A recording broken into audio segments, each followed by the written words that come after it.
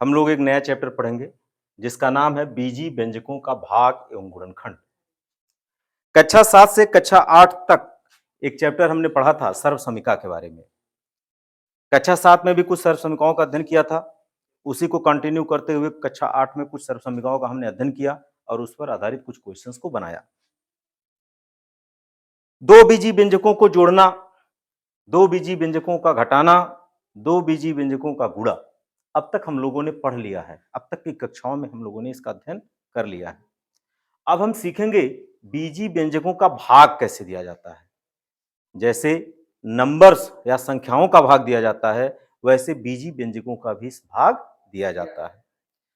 लेकिन बीजी व्यंजकों का भाग जो है वो संख्याओं से थोड़ा सा दिखने में भिन्न लगता है, थोड़ा सा आपको टफ लगता है, लेकिन वास्तव में अगर नियम से एक सीक्वेंस से सीखा जाए तो बीजी व्यंजकों का भाग बिल्कुल आसान है। सीखना क्या है? सबसे पहले बीजी व्यंजक की बात करें तो आपको बीजी व्यंजक जानना चाहिए कि बीजी व्यंजक में चर कौन है और अचर कौन है। जब हम चर और अचर सीख लेंगे तो उसके घातांक को सीखना चाहिए कि उसकी घात क्या है। वह बीजी व्यंजक एक ही चर में बना है कि दो चर में बना है कि तीन चर में बना है, इसको पहचानना चाहिए। आई बात समझे? उस बीजीय व्यंजक में एक पद है, दो पद है, तीन पद है, चार पद है, इसको जानना चाहिए। जैसे उदाहरण के तौर पर अगर मैं एक बीजीय व्यंजक ले लेता हूं x square plus 5x plus 6, तो बताओ इस बीजीय व्यंजक में चर क्या है? x है। चर क्या है? केवल x है। और जो अचर है वो क्या है? 5 और 6 है। चर मतलब वेरिएबल, वेरिएबल क्या है? x। अचर मींस कांस्टेंट, कांस्टेंट क्या है? 5 और 6। इन सबको जब मैथमेटिक्स के, गणित के चार ऑपरेशंस, चार संक्रिया, चार संक्रिया में क्या माना जाता है? जोड़ करना, घटाना करना, गुणा करना, भाग करना। जब इन चर और अचर को इनकी सहायता से हम बना देते हैं, कंबाइंड कर देते हैं, तो कुछ इस तरह का बीजी व्यंजक दिखता है। अब इस बीजी व्यंजक में पूछे चर क्या है तो आप कहोगे चर x है। मैं पूछूं कितने पद हैं तो आप कहोगे चूंकि पद को बांटने वाले दो चिन्ह होते हैं, धन और ऋण चिन्ह, पद को बांटने वाले दो चिन्ह होते हैं, धन और ऋण चिन्ह, तो यहां पर देखो एक धन यहां पर है और एक धन यहां पर है, तो इस धन के इस बगल का पहला पद, ये दूसरा पद और ये तीसरा पद, मतलब पहला पद, दूसरा पद और तीसरा पद। इस बीजी व्यंजक में कुल कितने पद हो गए? 3 पद हो गए। अब अगर एक मैं लिख दूं 5x square plus 6xy plus y square, ये भी एक बीजी व्यंजक है। अगर यह भी एक बीजी व्यंजक है तो इसमें चर क्या क्या है? x और y। इस बीजी व्यंजक में कितने चर यूज हुए हैं? x और y। इस बीजी व्यंजक में कितने पद हैं? एक पद, दो पद, तीन पद। आई बात समझे? अगर मैं पूछूं इस बीजी व्यंजक की घातांक क्या है तो यहां पे x पे दो घात, मतलब दो, यहां पे x पे एक घात, y पे एक घात, दोनों का गुणा कर रहे हो तो घातें जुड़ जाएंगी, एक धन एक अर्थात दो घात हो जाएगी। यहां पे भी y पे दो घात, तो हमें यह सब जानना होगा। अगर मैं पूछूं एक बीजी व्यंजक लिख दिया 5x वर्ग, बताओ इसमें कितने पद हैं? केवल एक पद है। अगर मैं लिख दूं 5x वर्ग धन 10, इसमें कितने पद हैं? अगर मैं लिख दूं 5x स्क्वायर ऋण 10x माइनस 7, इसमें कितने पद हैं? 3 पद हैं। तो जब हम किसी बीजीय व्यंजक में पदों की संख्या जान गए, चर और अचर के बारे में जान गए, तो अब हमें सीखना है बीजी व्यंजकों का भाग कैसे दिया जाता है। तो सबसे पहले हम एक पदी बीजीय व्यंजक का भाग एक पदी बीजीय व्यंजक से देंगे। ठीक है?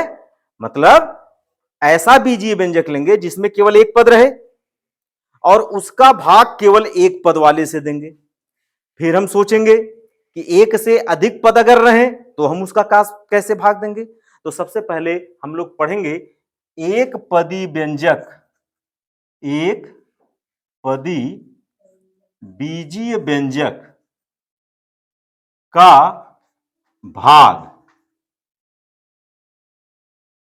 एक पदी व्यंजक से, एक पदी बीजीय व्यंजक से।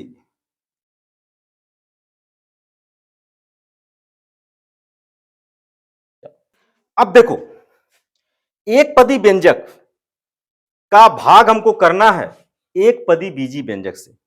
तो अगर इसको देखा जाए तो एक पदी बीजीय व्यंजक में लिखो, व्यंजक में, एक पदी बीजीय व्यंजक में एक पदी बीजीय व्यंजक से भाग, भाग यहां लिख लो, अच्छा लगेगा। अब चलो एक पदी बीजीय व्यंजक लेते हैं। एक पदी बीजीय व्यंजक जैसे सपोज कर लिया, हमने ले लिया 12xy, ये एक पदी है। क्यों एक पदी है? क्योंकि इसके इधर धन नहीं और इसके इधर धन नहीं, और अगर इसके पहले मैं धन मानूं तो उसके पहले कोई पद नहीं, तो यह एक ही पद हुआ ना। अब इस एक पदी बीजीय व्यंजक में हमें सपोज कर लेना है एक पदी बीजीय व्यंजक से क्या करना है, भाग देना है। और वह एक पदी बीजीय व्यंजक क्या है, 3x है।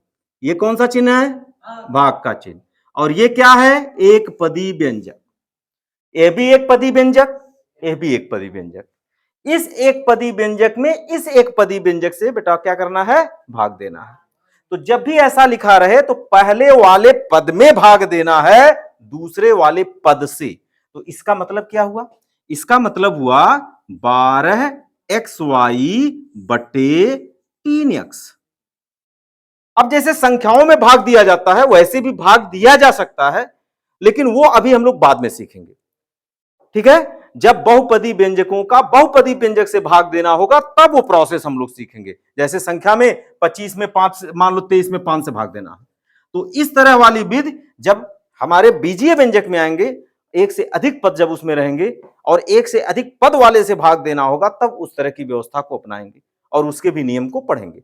तो पहले साधारण भाग, अगर हमें एक पदी व्यंजक से दूसरे बीजीय पदक व्यंजक में भाग देना है तो क्या करेंगे, पहले पद को ऊपर लिखेंगे, जिससे भाग देना उसको नीचे लिखेंगे। अब देखो बेटा, 3 का पहाड़ा पढ़ो 12 आ जाए, 3 का पहाड़ा पढ़ो 12 आ जाए, 3 चौक, तो बेटा ये 3 इस 4 से पूरा पूरा कट गया, यह 3 इस 3 से ये 12 4 बार में कटा, 3 चौक 12, x पे घात 1 है और यहां भी x पे घात 1 है। तो बेटा जब घात समान होता है तो भी कट जाता है, बचा क्या, क्या नीचे y है, नहीं, तो बचा क्या, 4 बचा और यहां क्या बचा, y।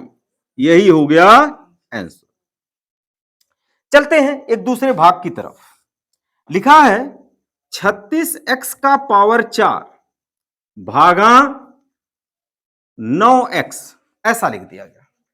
इसका क्या मतलब हुआ, 36x पर 4, ये एक पद है और नीचे वाला भी क्या है, एक पद है। अभी क्या करोगे, 9 का पहाड़ा पढ़ोगे 36 आएगा, 9 चौक 36, 9 4 जा 36 हुआ। तो ये तो समझ में आ गया कि भैया 4 आ गया, जब अंक को अंक से भाग दिया तो 4 आ गया। लेकिन x का पहाड़ा कितनी बार पढ़े कि x टू द पावर 4 हो जाए, तो इसका नियम यह है कि अगर आधार समान है और भाग देना है तो इनके घात आपस में घट जाते हैं। घातांक के नियम में हमने पढ़ाया था कि अगर आधार समान हो और घात अलग अलग हो और उनका भाग करना हो तो घातें घट जाएंगी और गुणा करना हो तो घातें जुड़ जाएंगे। तो यहां x पे ऊपर 4 घात था और नीचे क्या था, 1 घात, तो इस x से ये कटेगा कितने बार में, 3 बार में। मतलब काटोगे तो 4 घात में से 1 घात निकल जाएगा, बचेगा 3। तो कितना हो गया आंसर, 4x पर 3 घात। ऐसे एक दूसरे क्वेश्चन को देखते हैं। अगर आपका लिखा रहे 24 a पर 3 घात b पर 6 घात और इसका भाग देना हो -6 a स्क्वायर b पर कै घात, 7 घात से भाग देना।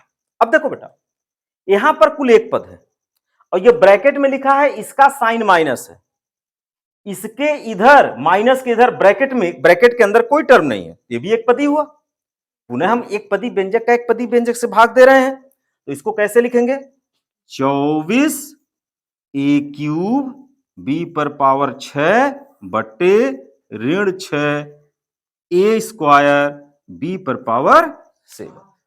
अब देखो बेटा, अब हम क्या करेंगे, इस 6 का पहाड़ा पढ़ेंगे 24 आवे, तो 6 चौक 24, 4 आया।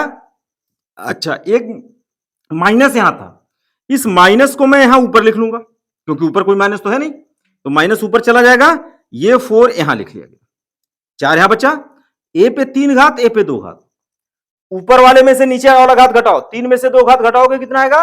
1 घात। तो इसको ऐसे काटोगे और इसका घात काट के लिख दोगे 1, तो कितना बचा?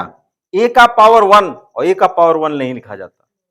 अब आ जाओ, यहां आ जाओ, लिख बी, बी में क्या बचा? ऊपर 6 घात नीचे 7 घात, तो ऊपर वाले में से नीचे वाला घटेगा, ऊपर वाले में से नीचे वाला घटेगा तो 6 में से 7 घटेगा। बताओ 6 में से 7 घटेगा तो कितना आएगा? -1। 6 में से 7 घटेगा थोड़ी ना, 7 में से 6 घटाओगे 1 आएगा, और चिन्ह बड़े वाले का लिखोगे, चिन्ह बड़ा है ऋण, 7 बड़ा है ना, तो उसका चिन्ह ऋण है इसलिए ऋण आएगा। तो यहां पर आ गया बी पे घात ऋण 1, या इसका उत्तर क्या लिख सकते हो? -4a। अगर घात ऋण हो, उसको धन बनाना हो, तो उसको क्या करेंगे? घातांक के नियम से b का पावर 1 घात लिखेंगे, नीचे लेते आया। अब पावर 1 लिखा नहीं जाता इसलिए 1 हटा दिया, ये इसका हो गया